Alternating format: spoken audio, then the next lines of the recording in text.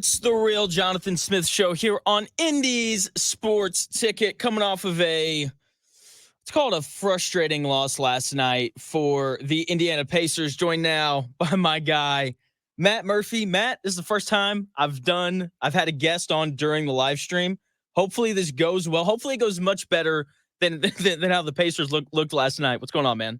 I'm good, man. I'm good. It's a pleasure to be on as always, and especially given the nature of the first time with the video guest. So happy to be on. Well, and definitely just not happy about how last night went, though. That's for sure.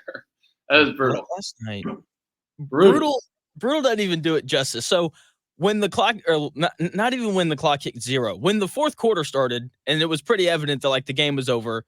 How are you feeling? I know we texted a little bit. You said that you weren't overly surprised at the result from last night. So why weren't you surprised? Kind of give me your overall thoughts on the game. Yeah. So coming in, just flow wise, I saw, seeing what you saw Sunday, which was a Pacers team that looked really good and dominant on both ends. The flow of the Pacers season has been after a game like that. They're kind of due for a down game, and let alone they've just been really bad on the road in the playoffs. So I think they're 1-7 now on road games. So they've been a totally different team. The good news is they're really good at home. So they're just going to need to figure out how to win a game on the road at some point. And Game 7 is now their only opportunity to do so. So you just expected more fight. I think you expected more. They just got outworked in pretty much every category, and that's not that. It feels like something that you can control, right? Whether shots go in or not, something that I, as a coach, as I said for a long time, that's something that, it's shot goes in, shot doesn't, great, but your work ethic is in your control, and it felt like they just got beat at everything that was in their control last night, which is frustrating as a fan, no doubt. It really was. I was really wrong about the Knicks going small. I thought that the Knicks going with 4 guards was going to be good for the Pacers, but it wasn't. Hartenstein just grabbed every rebound, made Miles Turner look really, really bad. Yeah. And just looking back on the game, that for me was the most frustrating aspect of the loss, because rebounding is something that, as you said, that's just an effort thing. Carlisle after the game was like, this is just an effort thing. Right. And so was that for you the most frustrating part about watching the game last night? Yeah, first, I think to the naked eye and just box score readers, you look at Hartenstein getting 12 boards and think, oh, he dominated Miles Turner. And don't get me wrong, Miles Turner was really not great on the glass, but part of that had to do why he specifically was available for so many offensive rebounds was due to their strategy on Brunson. They doubled frequently and had a heavy help. And so a lot of the times Hartenstein's just free, right? We call it, in the industry, call it, he's running naked down the lane. Nobody's put a body on him. And it's a free board, right? And so we give him a lot of credit and where credit's due, but you have to keep in mind, part of that is on the coaches, the way they defend it. They don't really have anyone that can guard Brunson. They've given him so much attention. But the flip side is you give him all this attention and it's Hartenstein's free. So a lot of those boards, I think, half of them in my mind are just based on the scheme that you're defending with, because you're not really containing the ball well.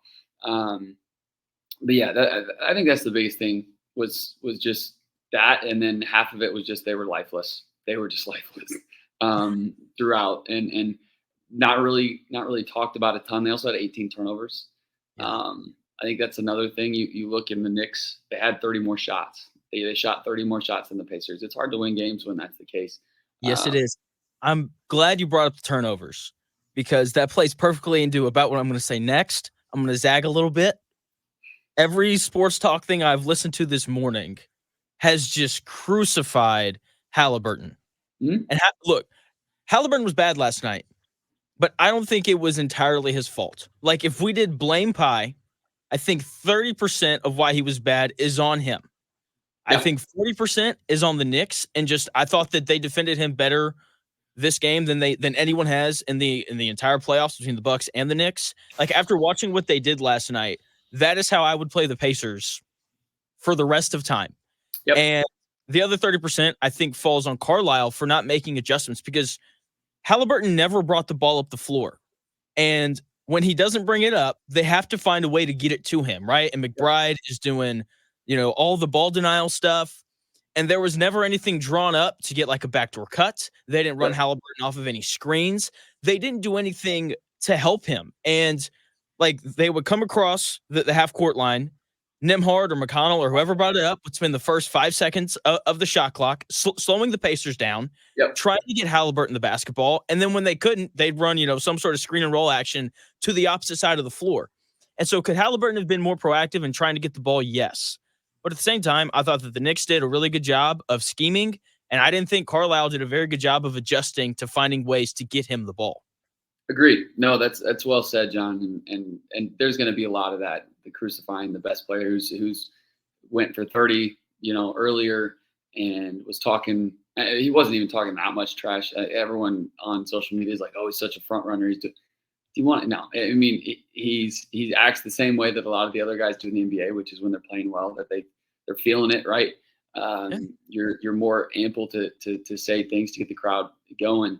So that's part of why people look to him, and he's an easy target in this case. But I think the biggest thing with him, you look at his plus minus, he's minus 22.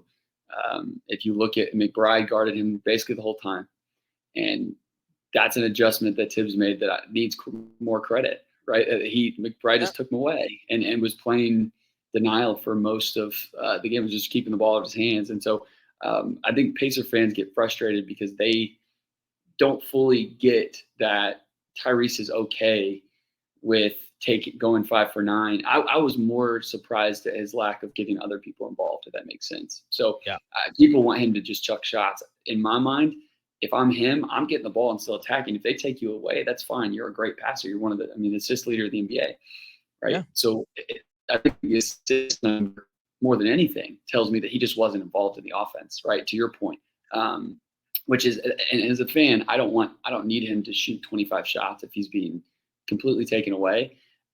But you do need him to be involved in the offense, and part of him being involved is going to be creating for others. So, and the last thing is, it's hard. People compare Brunson and Halliburton. They're just two very different players. Brunson's the guy that has one of the highest usages in the NBA, and he took 35 shots. Halliburton took 9. You want to see a little bit more of that Brunson mentality in Halliburton in games like that, yes.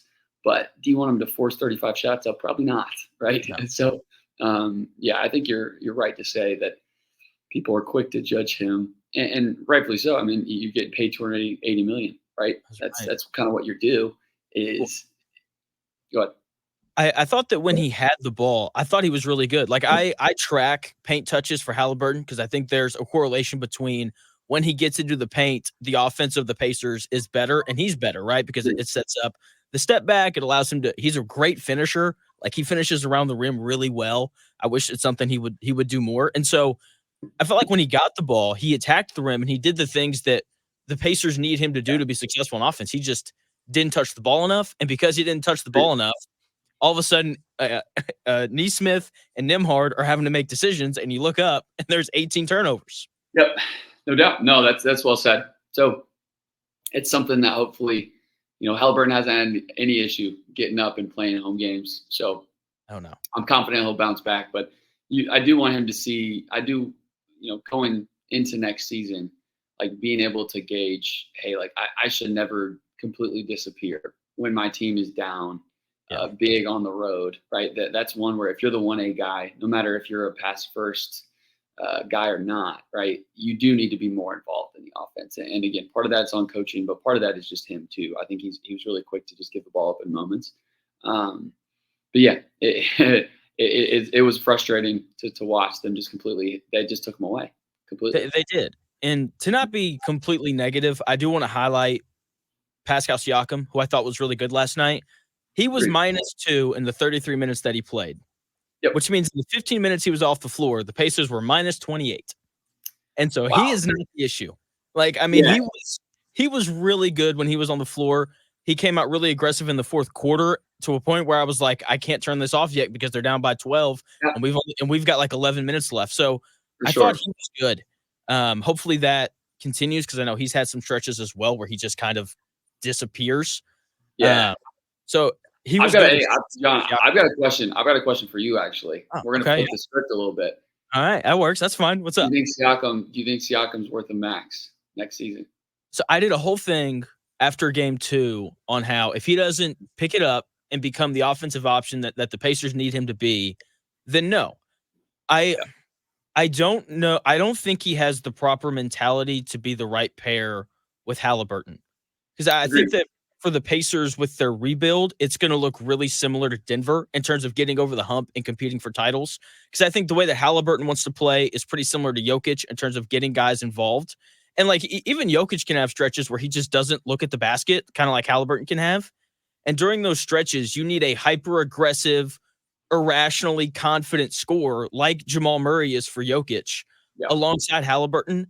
And look, Siakam's a really good player, but I just don't think he has the proper scores mentality to get to be the guy to put alongside Halliburton for the long run. Also, the age thing, like he's yeah. 31.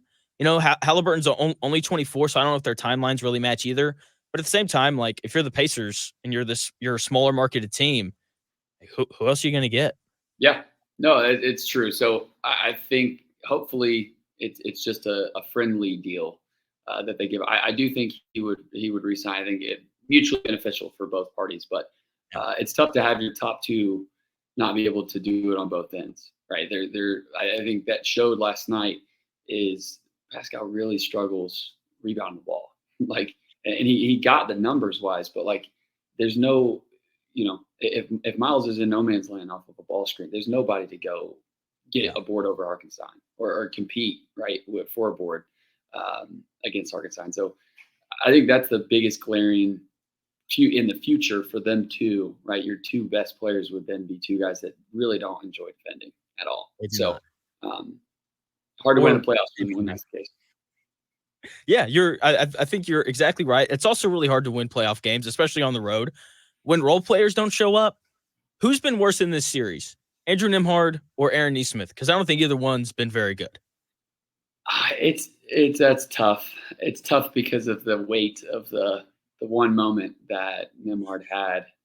But yeah, I'll say they're about tied. I mean, Neesmith he needs to make open shots. He was one of the best percentage-wise shooters in the regular season. He hasn't showed up in the playoffs. He hasn't made open shots. Um, and Nimhard's, I think, trying to take the pressure was on him last night when Tyrese didn't have the ball in his hands. It's like, well, he's kind of the two guy, uh, ball handler wise, and he didn't really do that great either. So No, he's it's not. been that's kind of like asking who's the tallest midget. It's just, I mean, don't know. Yeah, that's rough. Yeah, Wow. Yeah, they've both been really bad. I just the if Rick Carlisle puts Andrew Nimhard on Jalen Brunson in Game 6 or Game 7, I'm gonna lose it. Like I'm gonna go absolutely nuts. I thought it was he gets cooked. interesting. He gets cooked. He did. I thought it was interesting when he pivoted to Ben Shepherd, right? Like Mhm. the first possession, Brunson shakes him and it hits a three, and Carlisle's like, no more.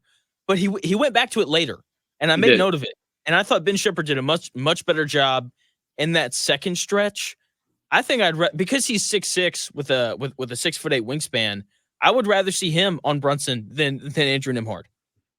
Yeah, it feels like Rick in moments is pretty bullish on his rotations, pretty bullish on defensive assignments, and he is held on to the Nimhard's going to check Brunson for too long all series, and the adjustment to go to Neesmith is great. I kind of had to go back to it a little bit with the two fouls from Neesmith early, but Yeah. yeah, I agree.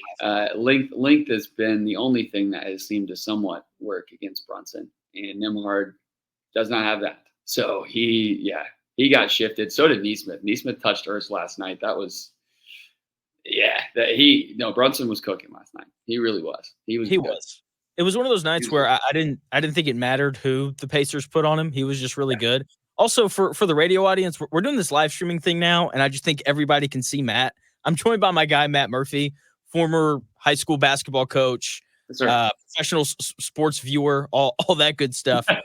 So, because Yeah. he used to coach, if you were coaching the Pacers, would you show them the tape of this game, Or is this just a burn it, let's just move on kind of thing? I would, but it wouldn't be for maybe reasons that people would think.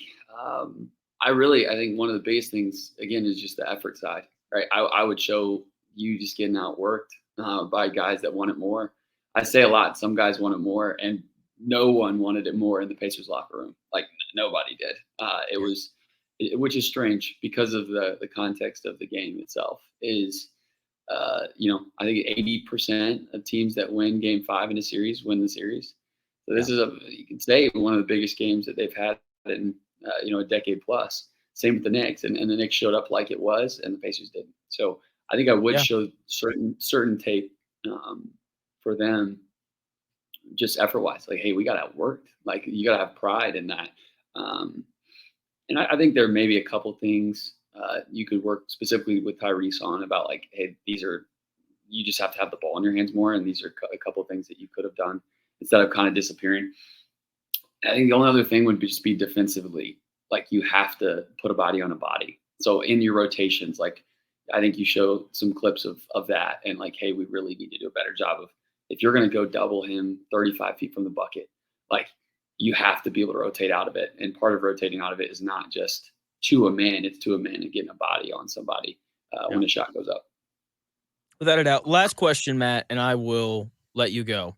Okay. You're a lifelong Pacers fan. Like Yes, sir. this dude just bleeds everything Indiana. 317. Go Boilermakers. Come on. Because or as a lifelong Pacers fan, if the Pacers can't rally back and win the last 2 games, how do you feel about the season? How do you feel about the team going forward?